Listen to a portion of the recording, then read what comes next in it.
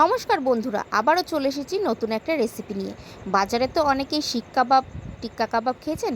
বাড়িতে একবার আমার মতন বানিয়ে ফেলুন তো দেখি।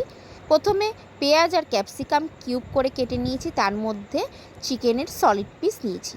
তার মধ্যে নিতে হচ্ছে রসুন বাটা, পেঁয়াজ বাটা, আদা বাটা, আর কিছু গুঁড়ো মশলা নেব, যেমন ধনে গুঁড়ো, লাল লঙ্কার গুঁড়ো, চিকেন কারি মশলা, জিরের গুঁড়ো আর কাশ্মীরি লঙ্কার গুঁড়ো। তার মধ্যে সামান্য লবণ আমি নিয়ে নেব পরিমাণ মতো, আর কিছুটা নেব হলুদ গুঁড়ো, সেটাও পরিমাণ মতো, আর নেব টক দই।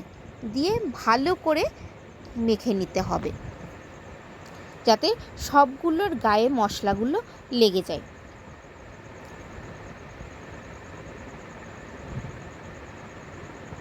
আর নিচ্ছি গোলমরিচ গুঁড়ো। ভালো করে মেখে নিতে হবে, নিয়ে এটাকে 1 ঘন্টার জন্যে ফ্রিজে রেখে দিতে হবে ম্যারিনেট হওয়ার জন্যে। এবার আমার 1 ঘন্টা পর আমি বের করে নিয়েছি, ম্যারিনেট হয়ে গেছে। এবার একটা কাঠির মধ্যে পেঁয়াজটা প্রথমে নিয়ে নিচ্ছি, তারপরে নেব চিকেন, তারপরে দেব একটা ক্যাপসিকামের টুকরো, তারপরে আবার নেব একটা চিকেনের পিস, তারপরে আবার নেব পেঁয়াজের টুকরো, তারপরে আবার একটা চিকেনের পিস দেব, তারপরে আবার দেব একটা ক্যাপসিকামের টুকরো।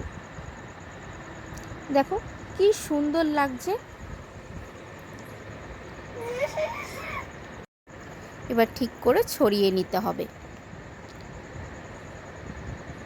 আমার একটা পিস কম লাগছিল বলে একটা চিকেন অ্যাড করলাম। দেখো সবগুলো আমার তৈরি হয়ে গেছে।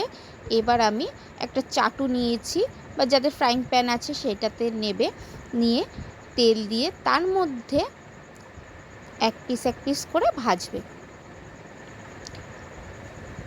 লো টু মিডিয়াম আঁচে ভাজতে হবে, যাতে চিকেনের পিসগুলো সেদ্ধ হয়ে যায়। এমনিতেও সেদ্ধ হয়ে যাবে, যেহেতু 1 ঘন্টা ম্যারিনেট করা ছিল। এবার এক পাশ করে উল্টে পাল্টে ভেজে নিতে হবে।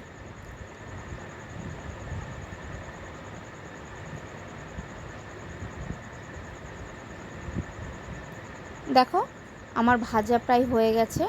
এবার আমি এগুলোকে তুলে হাই ফ্লেম দিয়ে এটাকে পুড়িয়ে নিতে হবে। একটা স্মোকি ফ্লেভার আসবে, গন্ধটা দারুণ লাগবে, ঠিক বাজারের মতো। দেখো তৈরি হয়ে গেছে।